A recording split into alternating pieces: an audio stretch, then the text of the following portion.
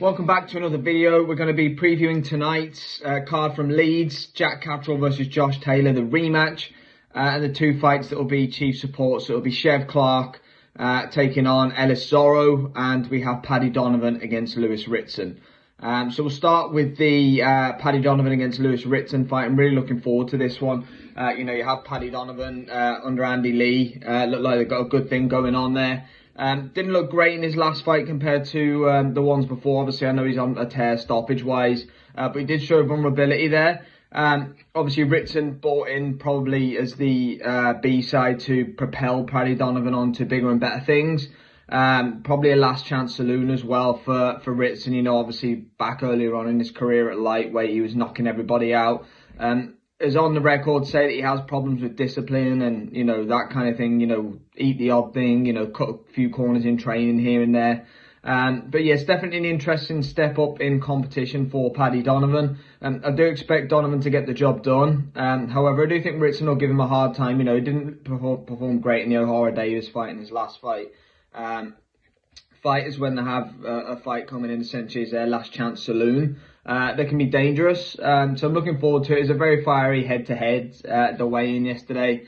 But yeah, for me, Donovan should just be a little bit too fresh for Lewis Ritson. But I'm looking forward to it. I think we'll get all action there. Ritson said himself in an interview, he's not going to outbox Paddy Donovan. So the only way I'm going to get to him is by bringing the action. I do think that actually plays into Donovan's hands as well. But yeah, I'm expecting an all-out war between Lewis Ritson and Paddy Donovan.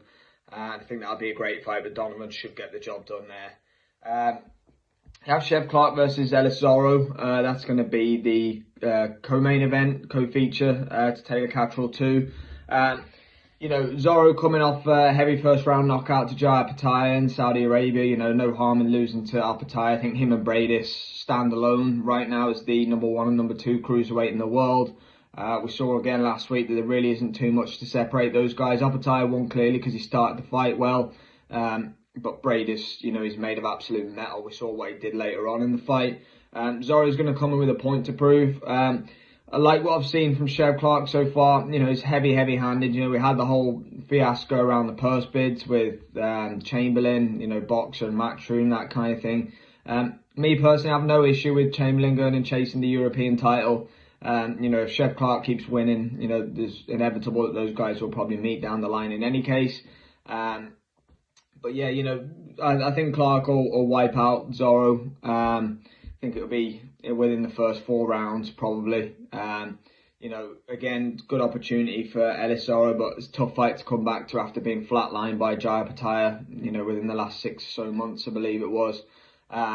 But yeah, on to bigger and better things for me for Clark after that. But a good co-main event in this card. 2 very good fights, Ritson, Donovan, and then Clark against Zorro. Solid domestic level matchups with the winners, Donovan and Clark, in my opinion, moving on to bigger and better things after that. And then obviously you have the main event, hate runs deep, Taylor Catterall. My prediction on record is I think Jack Catterall will stop him late. If Josh Taylor shows anything of the old Josh Taylor, the Jose Ramirez performances, the Regis Prograde performances, even the Victor Postol performances, Baranchik in the World Boxing Super Series, he was a formidable force when Taylor dropped him twice en route to a points decision. Taylor looked great at the weigh-in. I was predicted this before I saw Taylor at the weigh-in, and obviously Jack Catterall looked great at the weigh-in too, but I'm basing it off the way Taylor's looked in the TO fight and the way he looked in Catterall 1.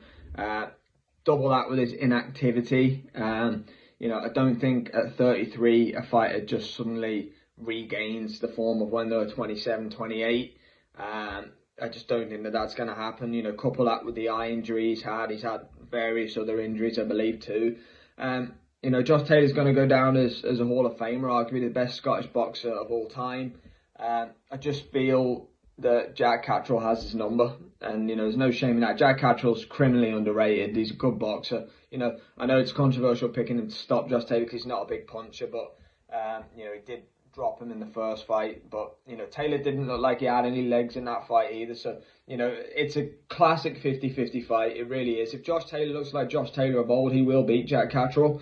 But I'm just basing it on the fact that I think that Catterall is too fresh right now for Josh Taylor. I feel like he has his number, but I cannot wait to see how this pans out in around about 12, 13 hours time. It's going to be electric in the First Direct Arena in Leeds. The atmosphere is very on top of you. I've been to the arena a few times myself. Josh Warrington had many good fight nights in that arena.